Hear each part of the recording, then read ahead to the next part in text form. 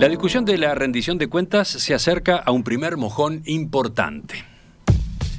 El lunes próximo, el articulado empieza a votarse en la Comisión de Presupuesto integrada con Hacienda de la Cámara de Diputados. Con esa fecha tan cerca y adelantándose a la discusión que vendrá después en la Cámara Alta, diputados y senadores del Frente Amplio se reunieron el fin de semana pasado para tomar posición. Luego del encuentro, se supo que se había definido no votar el proyecto en general y evaluar caso a caso qué artículos van a acompañarse. ¿Qué saca en limpio el Frente Amplio de este proyecto de rendición de cuentas? El primero del gobierno de Luis Lacalle Pou. Vamos a conversar en los próximos minutos con el senador Enrique Rubio de la vertiente artiguista. Buen día, Emiliano.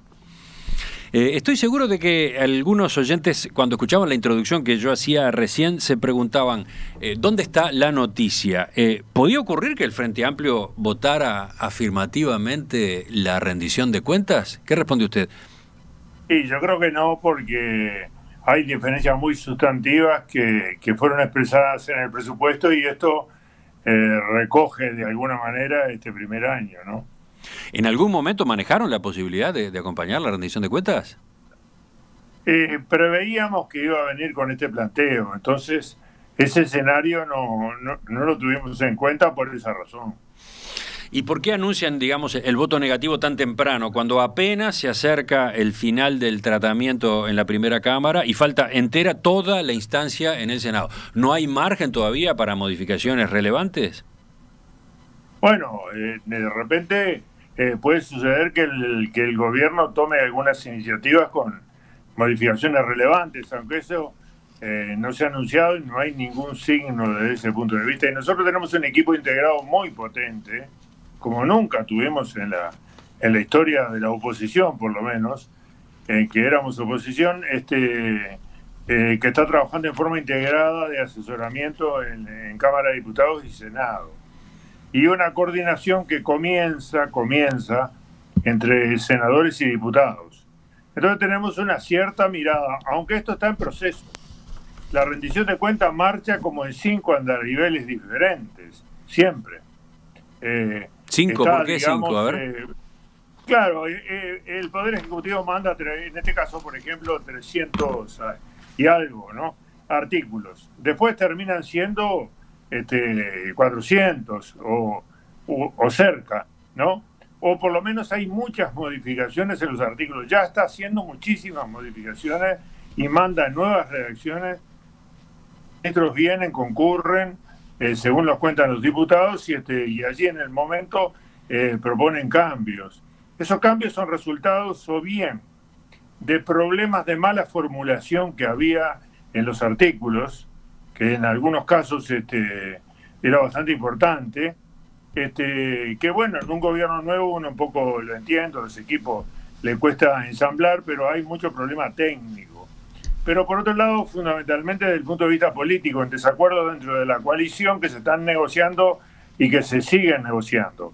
Entonces ahí hay un segundo andarivel, digamos, que son las negociaciones que viene por el lado de la iniciativa de la propia coalición de gobierno. A su vez, nosotros, nuestros equipos están trabajando y tenemos dudas sobre muchas cosas y entonces vamos preguntando, eso lleva a nuevas modificaciones, entonces al final eso se cambia. Después viene al Senado y los puntos críticos se consideran siempre, esa es la historia, en el Senado. Entonces ahí se producen algunas otras modificaciones. Así que es un proceso de ingeniería compleja que cuesta un poco entender, pero que no tiene nada que ver con experiencias anteriores de, digamos, propuestas macro, ¿no?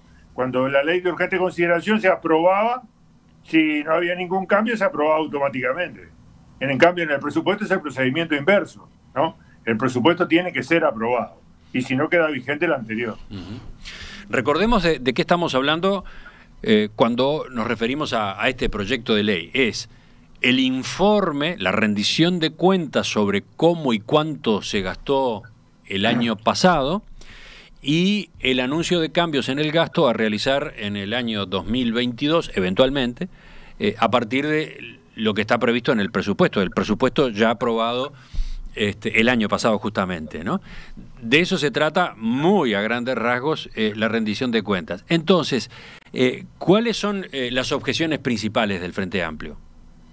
Bueno, en realidad esta rendición de cuentas, como todas las rendiciones de cuentas y los presupuestos, tienen un mensaje inicial. En el mensaje inicial se hace una especie de raconto de la justificación de la rendición de cuentas, o sea, de la gestión del año anterior. Pero al mismo tiempo se hacen proyecciones y anuncios sobre lo que va a suceder en los años siguientes. Entonces esto es una mirada hacia el pasado, pero también es una mirada hacia el futuro. Entonces, desde este punto de vista, por ejemplo, si uno ve un indicador básico, que es cómo evolucionó el producto, desde el punto de vista de la evolución del producto, no se cumplieron los anuncios que se hicieron en el presupuesto hace unos meses. O sea, en realidad, Uruguay, en términos comparativos, tuvo el peor comportamiento dentro de la región. Tanto en la caída del producto como en el comienzo de la recuperación. Esto lo dan todos los estudios y todas las consultoras que están trabajando sobre esto. Entonces, en la medida en que esto ha sucedido y que el producto cayó casi el doble de lo que se había pensado y que la recuperación es más moderada de lo que se había pensado, entonces la proyección sobre el año 2021 y siguientes se modifica sustancialmente.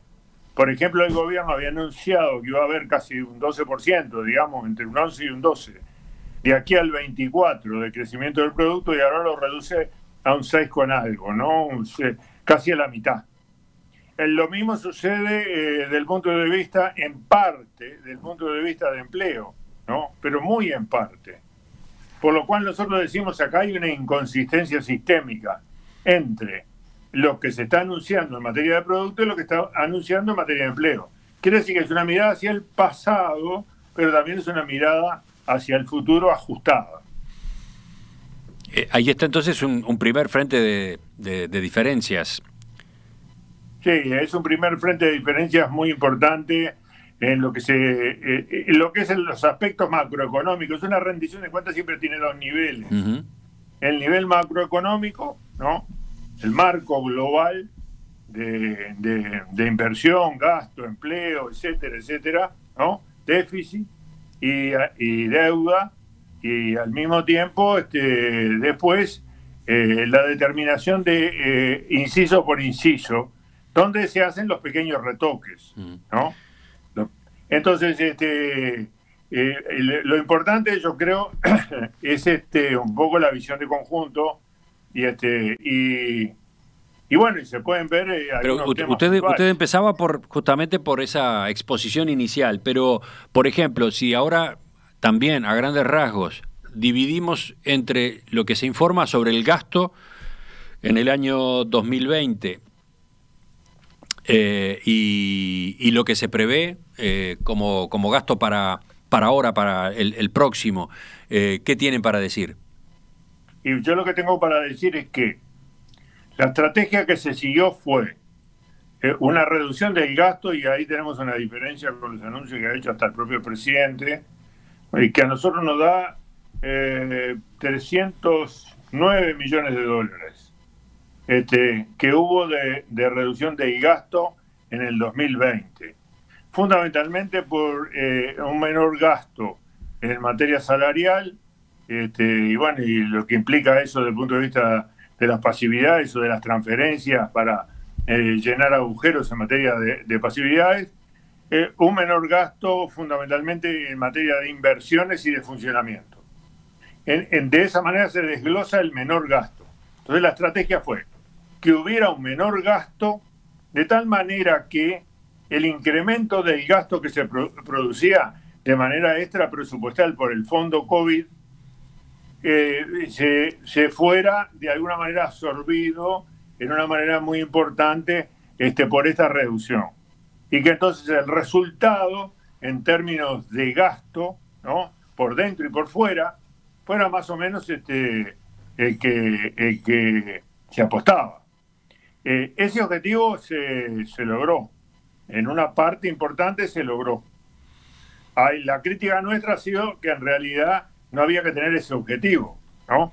Que había que seguir la misma política que se siguió desde el punto de vista del enfrentamiento a la pandemia, sus consecuencias sociales y lo que es el comienzo de la recuperación que habían tenido otros países y que tiene el mundo desarrollado, y que bueno, que no es solo el mundo desarrollado, ¿no? Es el entorno regional, y que por lo tanto eso iba a habilitar que lo que se llama la B, en cuanto a la caída y la recuperación, tuviera una pata en materia de recuperación mucho más importante. Pero a ver, la objeción es que se haya recortado gasto, porque el gobierno entiende que se recortó donde tenía sentido recortar. Bueno, eso depende. Había cosas que tenían sentido y había cosas que no tenían tanto sentido. Por ejemplo, recortar en materia de inversiones el presupuesto de vivienda en forma drástica, como se hizo en el 2020, nos parece que era procíclico, jugaba hacia abajo. Lo mismo sucedió con el Ministerio de Transporte y Obras Públicas. Entonces, al mismo tiempo, hay una reducción del gasto muy importante en el 2020 en materia de ACE, que fue en parte compensada por el incremento del fondo COVID, pero en la medida en que esto se proyecta hacia adelante, significa que al haber aumentado la cantidad de usuarios de ACE ya en 130.000, que entonces el gasto per cápita de los usuarios de ACE, por ejemplo en salud, se va a reducir en forma importante. Esto no sucede en algunas otras áreas. Acá los puntos críticos, yo creo, desde el punto de vista de la rendición y su futuro, es vivienda. Ese es un punto crítico. El otro punto crítico es, bueno, ¿qué va a suceder con el Ministerio de Transporte y las inversiones viales, etcétera, etcétera, donde hay una apuesta al sector privado que vamos a ver si responde o si no responde, es la envergadura en que se espera. El otro punto crítico es los gastos en salud, cómo van a quedar en el futuro, ¿no? Estas son algunas de las cuestiones más relevantes. Después están las cuestiones que tienen que ver con la ciencia y la tecnología, las reasignaciones que hay, porque el complejo científico-tecnológico yo creo que debería ser premiado, pero no premiado por razones morales solamente, ¿no? Sino por apuesta estratégica al desarrollo del futuro del Uruguay, ¿no? Esto se va a discutir más en el Senado, me da la impresión, ¿no? Por ejemplo, si va a haber un fondo para la producción de vacunas a cargo de la universidad y de otros institutos o no, por ejemplo, cosas de ese tipo, ¿no? Sí, pero entonces ustedes en ese capítulo, hoy, en la información que tienen disponible en el texto tal cual llegó al Parlamento, ciencia, tecnología, ¿qué encuentran? Y encontramos que, por ejemplo, que hay algunos cambios que no nos resultan convincentes. Bueno, ciencia y tecnología tiene que ver mucho con el crecimiento de la universidad, ha sido más o menos de un 20%, ¿no? De 20.000 estudiantes. Entonces ahí... ¿En qué periodo? Ahora, ¿no? En el último año. Uh-huh. Entonces la asignación por estudiante baja. Pero además hay un problema de ciencia y tecnología. En algunos casos son partidas modestas. Yo estoy en la Comisión de Ciencia y Tecnología del Senado, como he estado prácticamente en todo lo que va del siglo, y yo qué sé, viene el PDCIVA y el problema del PDCIVA es empatar con el presupuesto anterior. Y uno dice, bueno, ¿y cuánto es la diferencia entre el presupuesto anterior y el presupuesto actual? Son $500.000. Hay cosas chicas que se pueden arreglar. O reasignación de gastos en el caso de línea, donde se han sacado recursos, pero y al mismo tiempo se han derivado recursos fundamentalmente al área que tiene que ver con la aplicación de tecnología directa, pero no se ha mantenido lo que es lo que es el volumen, por lo menos, y la significación que tenía la parte de investigación, lo cual es una equivocación completa que la pandemia ha venido a demostrar en todos los órdenes, ¿no? El pensamiento histórico lineal de que primero está la investigación y después está la inversión tecnológica y después la innovación, en realidad la realidad ha mostrado en el mundo entero de que esto no es así. Ahora, usted está poniendo el énfasis en el gasto o lo que se prevé asignar para gasto. Por ejemplo, en este rubro, ciencia, tecnología e innovación. y vio que desde que asumió esta administración hay una discusión planteada sobre si el indicador a mirar es el gasto. Si no tiene sentido poner el foco en los resultados o, en todo caso, la productividad de ese gasto, ¿no? Sí, ese es un viejo enfoque que yo comparto, ¿no? Hay que atender hay que atender a la productividad, pero también hay que atender al direccionamiento del gasto y a los volúmenes que tiene. Porque en realidad si hay buena productividad y uno invierte, tiene buenos resultados. O si invierte mucho y tiene muy mala productividad, tiene lo contrario, ¿no? Engorda simplemente una plantilla y eso no le sirve al país, ¿no? No le sirve al país. Entonces, acá hay un problema, es cómo se enfoca la política anticíclica, ¿no? O de reactivación económica. Y lo que nosotros vemos es que en realidad este equipo está a contracorriente de la mirada mundial en relación con la reactivación económica en el marco del COVID y de la coyuntura internacional. Y que esto se expresa en la propia rendición de cuentas, ¿no? Entonces, hay una mirada, que hay una apuesta muy grande al sector privado que podrá reaccionar en el sentido que espera el gobierno o no.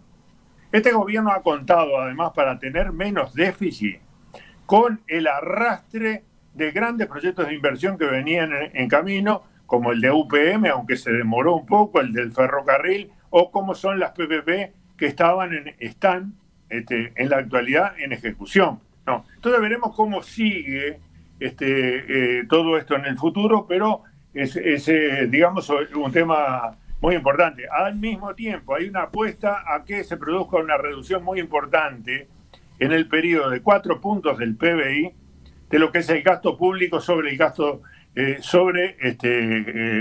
el volumen total, ¿no? Podrá darse o no podrá darse, pero cuando uno se pregunta de dónde proviene esta reducción, básicamente proviene de reducción salarial, ¿no? Y de lo que la consecuencia en pasividades y de otros gastos. Esa es la mirada que se tiene y la apuesta que se tiene. Desde ese punto de vista, no estamos de acuerdo con esto y bueno, veremos qué pasa. Después hay otros proyectos que lógicamente vamos a apoyar, ¿no? Porque, por ejemplo, si hay 50 millones de dólares para la infancia, en realidad lo que estamos pidiendo es información complementaria sobre cuáles serían las agencias ocupadas, cuáles son los proyectos de inversión. Porque si es un presupuesto o una rendición de cuentas por proyectos, uno tiene que examinar y evaluar los proyectos como tal.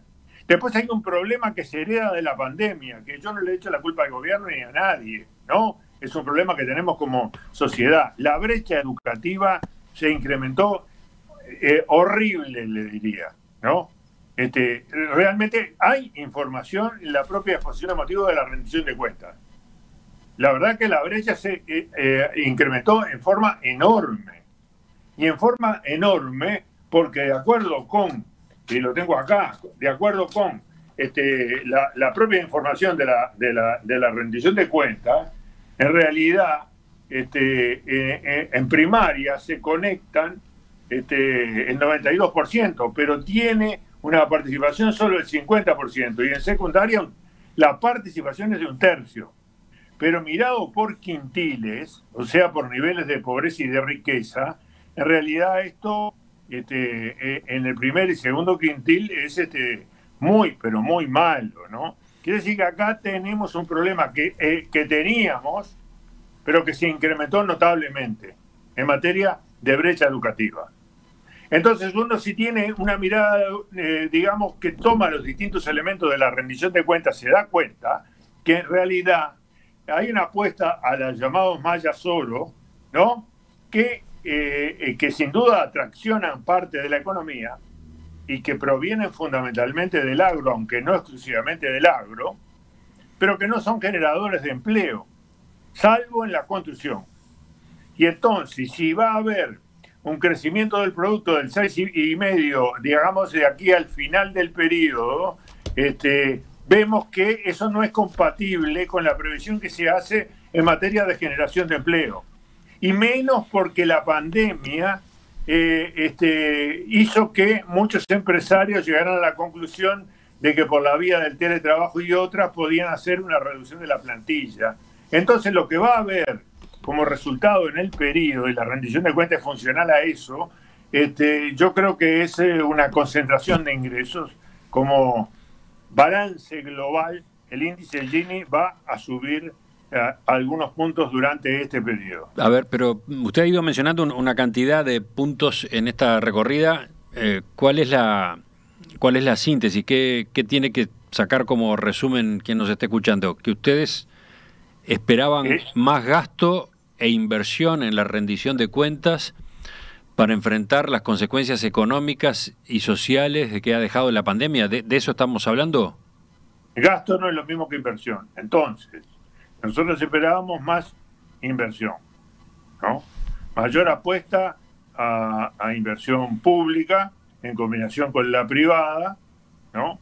Y un equilibrio en materia de ingresos que fuera que repartiera en forma más equitativa dentro de la sociedad, y por lo tanto un modelo de desarrollo de diferentes características.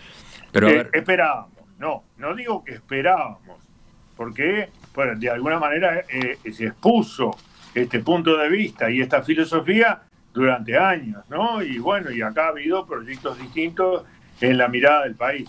Deseábamos, ¿no? En realidad que esto.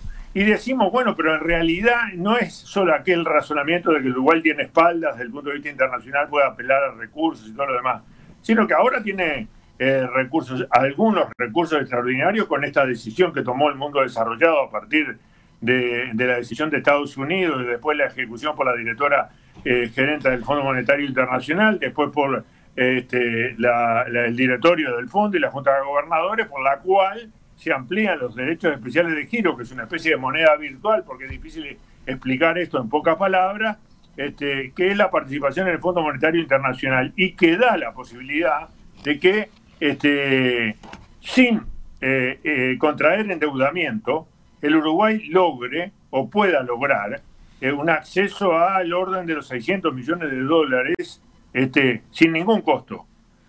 A partir de ahora, convirtiendo esa moneda virtual en el Fondo Monetario Internacional en una de las 5 que compone la canasta, que es la canasta de referencia, sea en dólares, en yen o en libras. Para ustedes había que utilizar esos recursos, pero a ver, ¿qué discusión dieron con el gobierno en torno a esta posibilidad? Esto se concretó ayer. Entonces todavía la discusión no se ha dado. Yo espero preguntarle a la ministra de Economía cuando vaya al Senado qué es lo que piensa hacer con esto, porque esto forma parte, si uno quiere, de las reservas. Si no quiere, ¿no? O si entiende que es conveniente hacer una apuesta en otro sentido, bueno, entonces se lo vende a otro banco central, por ejemplo, y obtiene recursos frescos para poder aplicarlos a temas económicos o sociales que tiene en el momento. Este es un tema que ingresa, ¿no? Muchas cosas ingresa porque la realidad es cambiante. Pero para ustedes, primero esta es una herramienta que, como usted mismo señala, no estaba disponible cuando se elaboró el proyecto de rendición de cuentas, ¿no? Pero teniendo en cuenta que sí, que ahora está, para ustedes, ¿qué habría que hacer con ella? Concretamente, ¿en qué están pensando? Y yo estoy pensando porque todavía no lo hemos discutido en el Frente Amplio, ¿no? Esto lo hemos discutido en la vertiente artiguista, lo venimos discutiendo desde hace tiempo, en proyectos que tengan que ver con vivienda. No estamos convencidos para nada que haya que hacer el traspaso de colonización al financiamiento para los asentamientos, o sea, para vivienda. Desde ese punto de vista, nos parece que en realidad esto acentúa un problema que tenemos enorme, que es el de la migración de la producción familiar del agro hacia las periferias de las ciudades, ¿no? En vivienda y en ciencia y tecnología, como dos apuestas centrales. Eso no quiere decir que no se aplique en otras cosas, pero a nuestro juicio, el tema va por ahí. El Uruguay tiene futuro mirado estratégicamente y a largo plazo. Yo escribí un libro de eso que acabo, se publica esta semana en Va de Nuevo, le paso el aviso, tiene posibilidades si en realidad cambia su matriz productiva, si la amplía, si la diversifica, ¿no? Y yo creo que ese es un punto bien importante. Y no tiene que separarse del agro, tiene que usarlo, ¿no? Tiene que usarlo, pero en muchos casos para la producción de productos con mucho mayor valor agregado, incluso dentro de lo que es el complejo forestal, ¿no? Porque ahora lo que se está discutiendo internacionalmente son todas las cuestiones que tienen que ver con la bioeconomía, entonces sí, con la economía circular. Bueno, pero eso es una mirada estratégica. No la vamos a formar parte de la rendición, aunque cuando aparecen recursos uno se lo plantea, ¿no? Y turismo, que es un sector importante en la matriz de nuestro país en cuanto a desarrollo, ¿cómo figura en esta previsión? Y juega dentro de ella. Juega dentro de ella con la mirada del Uruguay hacia el mar, además. El Uruguay ha estado de espalda al mar en una medida muy importante. Y nuestras vías navegables son una manera de ahorrar recursos en forma espectacular. Cosa que se ha comprendido, estamos muy lejos todavía. No, pero estamos en la discusión sobre la rendición de cuentas, entonces... Y entonces la rendición de cuentas no la va a resolver. En la rendición de cuentas o junto con la rendición de cuentas tiene que venir un plan de desarrollo. Acá lo que no hay es un plan de desarrollo desde nuestro punto de vista, ¿no? No hay un plan de desarrollo, hay una apuesta a la reducción del déficit fiscal y hay una apuesta a que el sector privado haga inversiones muy importantes. En eso se concreta toda la filosofía económica de las propuestas del actual equipo gobernante. Y yo creo que esto no logra los objetivos, o por lo menos de una parte del equipo gobernante, de lo que es el sector hegemónico dentro del equipo de gobierno, que es el herrerismo. No es el Partido Colorado ni Cabildo Abierto. Enseguida vamos a completar la entrevista porque me interesa saber dónde están las eventuales coincidencias con el proyecto. Usted mencionó algún ejemplo, pero ¿dónde podría votar el Frente Amplio la rendición de cuentas y la forma como ha venido dándose el debate en comisión en diputados? Estamos con el senador Enrique Rubio de la vertiente artiguista Frente Amplio. La bancada de senadores y diputados del Frente Amplio definió que no acompañará en general el proyecto de ley de rendición de cuentas y que estudiará caso a caso qué artículos sí va a votar. Estamos dialogando esta mañana en perspectiva con el senador de la vertiente artiguista Enrique Rubio, que justamente participó en la reunión que en el fin de semana pasado llevó a cabo la bancada en conjunto de diputados y de senadores a partir de la experiencia acumulada en el trámite que ha venido teniendo lugar hasta ahora en Comisión de Presupuesto integrada con Hacienda de la Cámara Baja.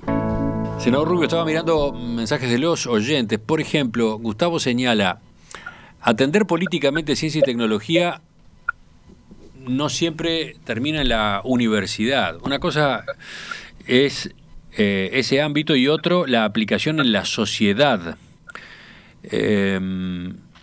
Se hace el discurso sobre la investigación cuando la innovación viene de empresas que son permeables a la inversión en mercados. Entonces, ¿qué estímulo se da a empresas tecnológicas o que quieran transformarse aplicando tecnología? ¿Podré duplicar el sueldo a los profesores de la UDELAR? No necesariamente cambia el mercado. ¿Entiende este razonamiento? Sí, pero y lo comparto. En realidad lo que ha estado en discusión en los últimos años, incluso con el actual director de la ANI, que ha sido puesto por el gobierno, es la enorme dificultad en Uruguay de convertir la investigación científica y tecnológica en innovación productiva. Donde en realidad lo hemos visto en forma espectacular a esto ha sido en todo lo que tiene que ver de la pandemia, ¿no? Porque eso es inversión productiva.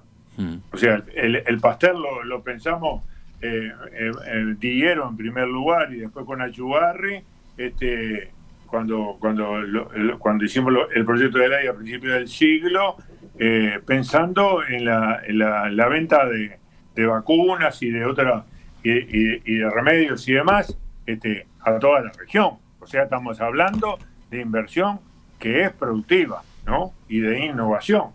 Ahora, la innovación aplicada al ámbito empresarial, en realidad en el 2019 empezaron a verse algunos resultados importantes. Y en el 2020 hay una serie de proyectos de Capital Semilla y demás que procuran generar un conjunto de startups que puedan convertirse en empresas. Y algunos ejemplos hay, ¿no? Algunos ejemplos hay, que puedan convertirse en empresas que tienen innovación incorporada en sí misma, ¿no? Este es un asunto muy importante. O sea que no se está pensando en lauderar ese pulmón del punto de vista de la investigación, ¿no? Pero se está pensando en algo que es mucho más global, porque si incorpora Línea o al Clemente Estable o incorpora a otros institutos, en algunos casos privados, polos tecnológicos de todo tipo y naturaleza, entonces estamos hablando de sector público y de sector privado, ¿no? O de manejo de datos, de Big Data. En realidad, la parte de investigación científica tiene un amplio diseño. Si se hace bien o se hace mal, depende de los que estén en la ejecución de eso, o tiene que ver con la formación de recursos humanos, entre comillas, porque no me gusta hablar de recursos en este caso, ¿no? Como es en el caso, por ejemplo, de la UTEC, que está desbordada desde el punto de vista de la cantidad de gente o de muchachos que quieren incorporarse a ella, ¿no? Pero esto es educación y también es aplicación a la producción. Senador Rubio, ¿dónde hay coincidencias? ¿Dónde ustedes ven la posibilidad de votar artículos del proyecto de rendición de cuentas? Y, por ejemplo, si hay una inversión importante en primera infancia, vamos a votar la inversión en primera infancia, sin lugar a dudas, ¿no? Eso sí, es lo que está previsto, es un plan de apoyo a la primera infancia, 50 millones de dólares anuales que se agregan, ¿no? Sí. Si encuentran recursos que provengan de otro lado para incrementar la inversión en vivienda, porque se redujeron en 34 millones de dólares, 32 millones de dólares la inversión en vivienda el año pasado, ¿no? Si hay una inversión en vivienda y una parte de ella está dirigida no solo a las cooperativas, que nos parece que son un muy buen instrumento, sino también a zonas de muy bajos, de recursos muy deprimidos, nos parece que sí, que por ese lado se podría aprobar, pero en realidad lo que se venía pensando es otra cosa, pero al mismo tiempo hay mucha resistencia, así que dentro de la coalición, así que no nos extrañaría que se cambie la propuesta, y bueno, si la propuesta se cambia, todo lo que significa inversión lo vamos a hacer. Ahora, yo qué sé, si se pone el hidrógeno dentro de las cuestiones que tiene que regular una unidad reguladora, bueno, pero está bien, yo qué sé. Como estas cosas hay muchas otras, ¿no? Usted alude a que hay algunos artículos que son básicamente, no sé cómo llamarlos, administrativos, burocráticos. Que tienen el sentido común y que se pueden votar. No nos parece que haya que hacer el tránsito de proyecto en proyecto para ver dónde lo saco más rápido a alguna cosa. Si tengo un problema con las radios comunitarias, bueno, de repente lo meto en la LUC, y si no lo meto en la LUC, lo meto en la ley de medios, y como la ley de medios va a demorar, entonces lo tiro y lo meto en el presupuesto. Bueno, ese tipo de movimientos no nos parecen los más convenientes, porque entonces el presupuesto termina siendo, como siempre, o como la mayor parte de las veces terminan siendo presupuestos que son de una enorme heterogeneidad. De nuevo, vuelvo, ¿en qué otros asuntos ustedes ven posibilidad de votar? Porque, como charlamos al comienzo, que el Frente Amplio se plante en la discrepancia frente a la rendición de cuentas es lo más esperable. La noticia en todo caso es dónde puede haber acompañamientos, coincidencias, ¿no? Bueno, veremos cómo queda la versión final de los clubes canábicos, ¿no? Porque Heber ha dicho varias cosas, ha hablado abundantemente de esto, ha ido modificando la posición, entonces no votábamos para nada como estaba planteado, compartíamos los planteos de Radio sobre esto, que es miembro del gobierno, veremos cómo queda. Usted se refiere a qué posibilidad tiene el Ministerio del Interior de acceder a direcciones de los clubes canábicos y de los lugares de plantación, cultivo y cosecha.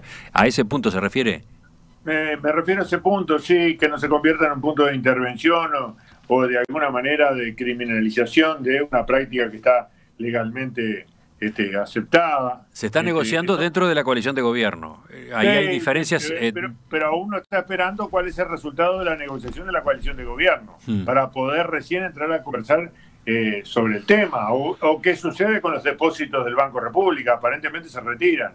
Siempre la propuesta del gobierno incluye artículos que son para sacar. Sí, ¿no? Ahí con el Banco República usted se refiere a una disposición que se había incluido en el proyecto que fue al Parlamento, por el cual se eliminaba el monopolio, entre comillas, del Banco República a los efectos de recibir los fondos de los organismos del Estado. Sí. ¿Qué sucede con los cargos de confianza, por ejemplo, donde en algunos casos se aumentan en número y se aumentan sus recursos de una manera bastante importante? Son temas puntuales. Nosotros no queremos hacer el centro en esto. No vamos a hacer una gran campaña política porque resulta que el presidente de la República, que estaba topeado en sus ingresos, ahora deja de estar topeado y entonces se convierte en un funcionario que recibe, digamos, aumentos periódicos y todo lo demás. Bueno, está. No son esos los temas centrales, ¿no? No son esos los temas centrales. Es central, por ejemplo, ver qué sucede con en el caso de los biocombustibles del biodiesel y del etanol. ¿Cómo se va? ¿Qué se piensa hacer con esto?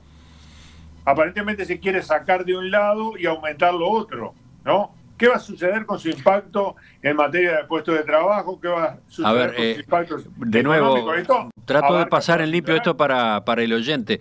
En el proyecto de rendición de cuentas está previsto derogar el artículo 7 de la ley 18.195 de noviembre del año 2007, que era el que encomendaba a ANCAP a incorporar biodiesel producido en el país con materias primas nacionales en una proporción de hasta 2% sobre el volumen total de la mezcla entre dicho producto y el gasoil de uso automotivo que comercialice internamente hasta el 31 de diciembre de 2008. Y después se agregaba que esa proporción constituiría un mínimo obligatorio a contar de la fecha referida en el inciso precedente y hasta el 31 de diciembre de 2011, ese mínimo obligatorio se elevará a 5% a partir del 1 de enero de 2012. Este artículo es el que ahora se está derogando, se propone derogar. ¿Y a usted entonces, y al Frente Amplio qué le parece? Yo creo que va a tener un impacto muy grande. Bueno, la mezcla me parecía buena, ¿no? Del punto de vista, desde distintos puntos de vista, ambientales y otros, ¿no? En realidad, esto va a tener un impacto muy fuerte en todo lo que es el litoral norte del Uruguay hasta llegar a Villa Unión, ¿no? Impacto negativo en las zonas donde se produce ese biodiesel. Lo que pasa que el proyecto de la rendición de cuentas lo que busca es eliminar o reducir un sobrecosto que tiene el precio del gasoil, lo que beneficiará a todos los consumidores de dicho producto. Sí, pero se pueden reducir precios por otros lados, no por el lado de las mezclas que tienen un propósito ecológico fundamentalmente, ¿no? Entonces hay que ver esto, si se puede compensar por otros lugares, lo vemos difícil, pero bueno, vamos a ver los proyectos en sí mismos, ¿no? Pero ustedes reconocen que hoy hay ahí un factor de encarecimiento del gasoil. Sí, puede haber un factor de encarecimiento del gasoil.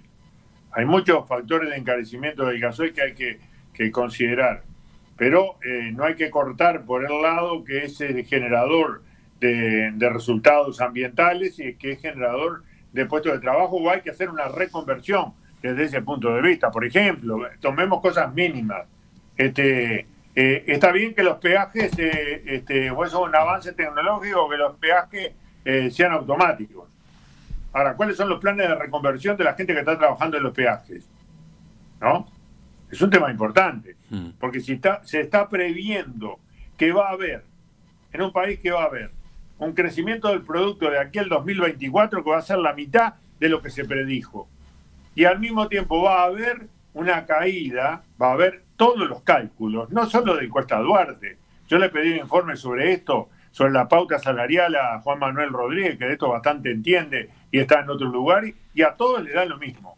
La pauta salarial indica que los salarios del sector privado caen y por lo tanto caen las jubilaciones en determinados términos de aquí hasta el 2024. Si por otro lado hay un crecimiento del producto que no es tanto como se pensaba, pero que va a ser importante, eso implica una concentración de los ingresos. Eso no es compatible con un incremento en los puestos de trabajo de aquí hasta el final del periodo de la magnitud que se espera, salvo que el sector privado externo realice inversiones muy importantes y en gran parte el interno, cosa que está para ver.